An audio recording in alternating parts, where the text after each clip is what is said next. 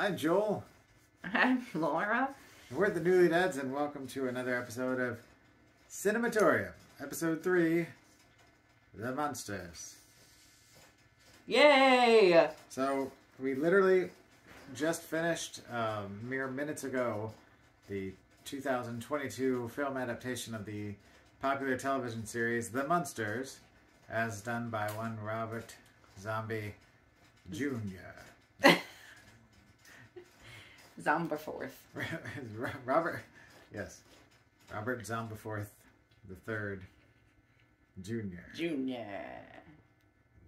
Robert Bartlett Cummins, to be more appropriate. Is his actual name, but anyway, that's neither here nor there. Rob Zombie. Rob Zombie. Yeah. This is the first time we've both seen this. There was no theatrical release, which I've only ever seen one of his other movies in the theaters together. Yeah. I've seen a few of his films, more than half of his catalog, in the theater when they came out. Like you've seen all of his movies. Oh yeah, I own them all. I've seen them all. I have multiple copies. But he's saying in the actual theater. Yeah, I didn't see House of a Thousand Corpses, Devil's Rejects, and Lords of Salem. But I did see House of a Thousand Corpses. In the theater? Yes. I'm jelly. But everything else I have seen in the theater since then. Yeah. Except for, like I said, Lords of Salem being the exception in this one, of course, because there was no theatrical release, and as we'll get into when we actually dive into the film itself, there's a reason for that. But anyway, so this was just released this week as of Tuesday on Netflix, as well as on Blu-ray and DVD. Which, of course, you had to snag. I had to, because it's, like I said, Robert Zombiforth the Third Jr. Because I own and am a big fan of everything he does, musically, filmatically, comics, books, etc. In just his regular life. And his episode of Cribs is still, kind of the benchmark we're reaching for. That or Guillermo del Toro's house. Have you ever seen Guillermo del Toro's house?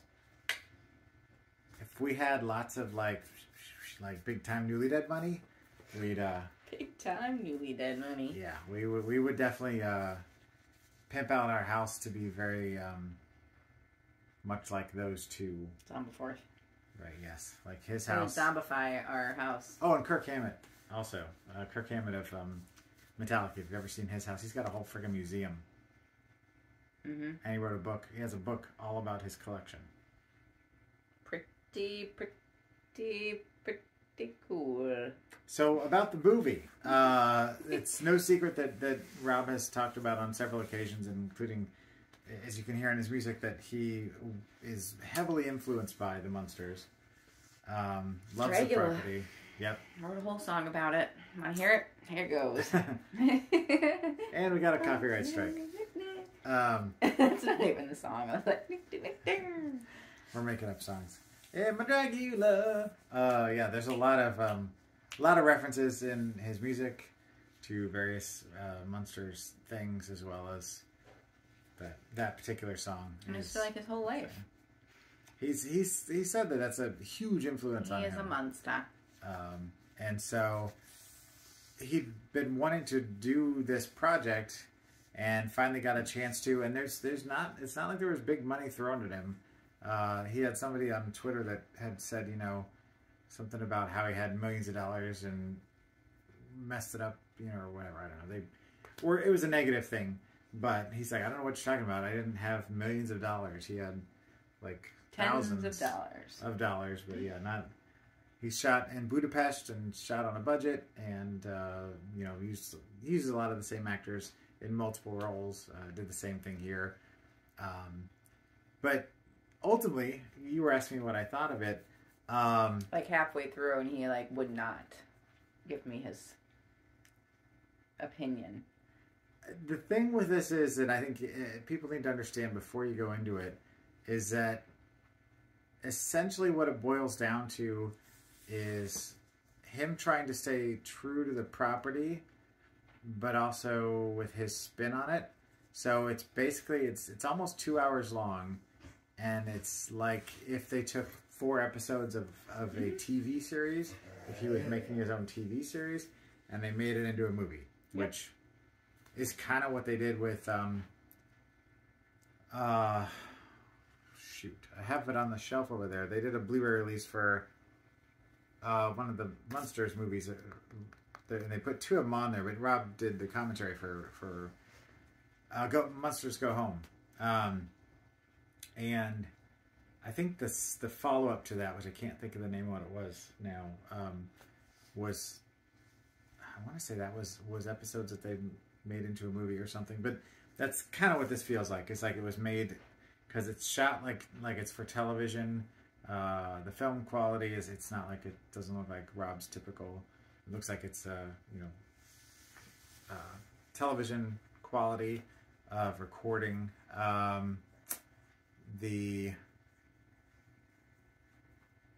The way he shoots it is very much like it's a television show. The music, everything about it just feels like it's for TV. Yeah. Which I think people kind of, when they're going into this, are expecting, if you've seen any of Rob's other movies, production value is always high. The art department, of course, is a huge part of his budget. Special effects, of course. And then he's got a very distinct style that you see in all of his films. It's I feel like he threw a little bit of that in here. Oh yeah, his art direction is it's there. I mean, it felt like a Rob Zombie movie. When especially when they're in Transylvania, like you were picking things out. You're like, look at that, that's cool. I want to live there. You're like little things that were his little touch on it, saying, this is my Transylvania that I've created. But then when they get to California, things get a little bit brighter, sunnier, and get a little bit more, feels a little kind of uncanny valley, where it's not that there's a lot of computer CGI, but it doesn't feel like California, and it's clear that they're kind of using a soundstage in a foreign country to kind of pass for. And it's a little jarring, but again, if you were to take it and plug it into the world that was the Munsters that ran on television, it would fit right in. It's like he just pulled it out, gave it some bright colors, and made a new episode, basically. Mm-hmm. Is what it felt like. Mm-hmm. What'd you think of the acting? I mean, again, it was essentially TV 60s or TV style acting. It's kind of over the top, kind of melodramatic, kind of very silly. I feel like Daniel Roebuck and Jeff Daniel Phillips did a really good job. I think that they were definitely, out of everybody in it, more than I thought like they would. I'm like, it's hard, I feel like, to play Herman Munster. You know what I mean? Like, when I'm watching it, I'm expecting Fred Gwynn. Rest in peace. And I think he did a good job. He had his mannerisms down, his laugh, that kind of thing. He was affable. I mean, you liked when he was on the screen. You felt like, I wasn't like mad at it. And I definitely think Daniel Roebuck did a good job with Grandpa. What's funny, when I first heard that they were doing the movie, and I'm like, okay, I'm like going, out of all the people that are still alive that Rob works with, I saw Daniel Roebuck as Herman. So when I heard he was Grandpa, I was a little confused. I see it now, but I could see him He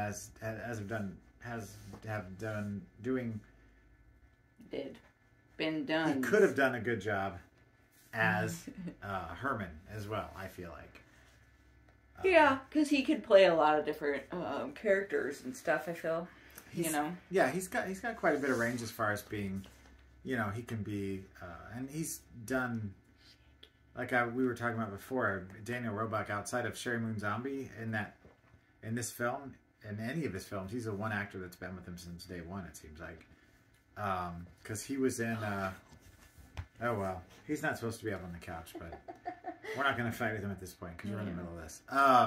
That's Shaggy, in case anybody isn't. I was trying to get him to, like, put his little head right here, and then he was like, nah.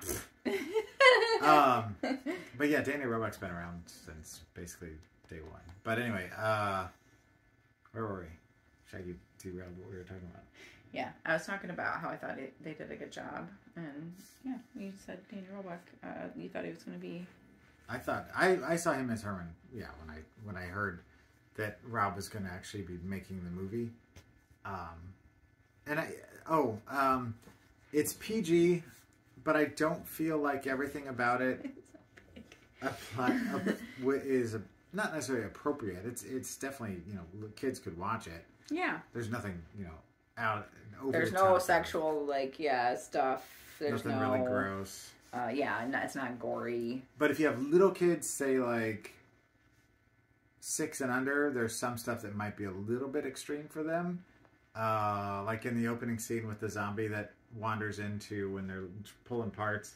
They're a little bit maybe scarier than they would be comfortable with, but they're not intentionally, I don't think, supposed to be super scary. It's just I feel like they might have to be a little older to be okay with some of the imagery, but it's nothing that's graphic or gory or bloody or stabby or punchy or kicky or fighty, bitey, any of that stuff. The jokes are corny, which is what you expect. He definitely pays homage to a lot of the original series, including the robot that's the doorman and the minister is voiced by Butch Patrick, and the robot itself was in the original series. Pat Priest does the voice of the airline stewardess. Cassandra Peterson is a real estate agent. A cameo. You don't want to give too much away. I'm giving the whole farm away. Pretty much. Well, look it up. When you get a chance, look up the cast, and you'll see that he made great pains to include as many of his favorite old school actors and people that were involved in the original series that are still alive. I feel like there's going to be a lot of people that are pretty divisive about it, and I've already seen that online with our horror community friends.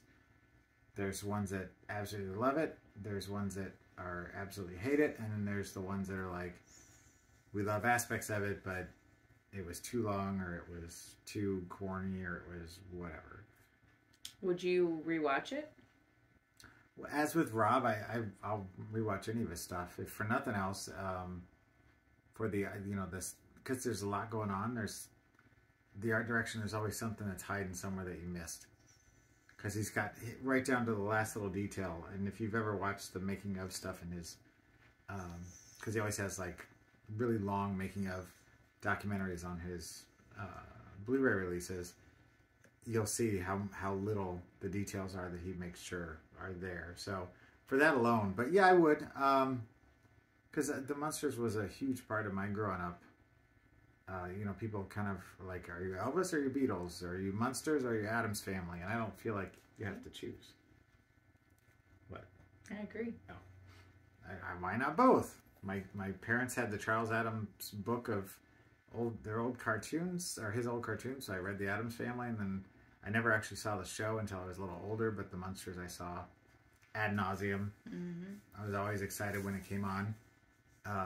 So I felt kind of like this was going back in time. I feel like Sherry Moon Zombie did her best work in Lords of Salem. Or maybe Three from Hell was better than that.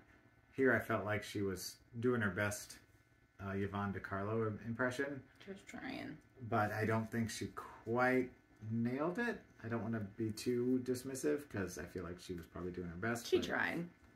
I feel like she was doing better in the beginning and then got a little worse as the movie went on. And I kind of think that the filming went in the other way. I agree. I think the Budapest stuff, the house, when they moved to the house, was the first part. Yeah. I feel like, you can tell kind of like... Which is weird that she would go the opposite direction. But you said that they filmed that stuff last. Yeah. Which makes sense. Oh, right. Never mind. Sorry. It's late. Not late, but it's been a long day. That's a better way to put it. It makes sense then. Yeah, that makes sense. Like she maybe found her stride as she kept, getting doing the character longer. So if they filmed the first part last, yep.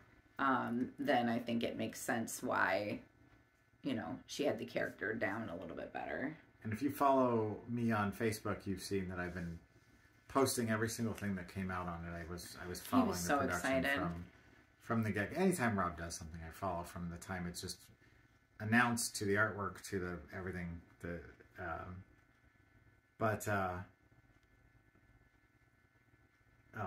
something else I was going to mention.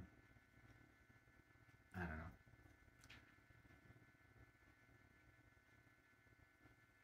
This is where you can say something if you have anything else you want to say. I was saying stuff. There was something else I was going to say about it, but I forgot. Now I lost my train of thought. I mean, I enjoyed it. I think that I'd like to rewatch it again. Maybe you can watch it with your kids. I don't know if they'd like it. I can't. I don't think they would. Why? Well, my youngest has graduated to. He's still a freshman with his horror film viewing. He likes Scream, but he's ready to. I mean, I feel like he's ready to move on to the sophomore year of education.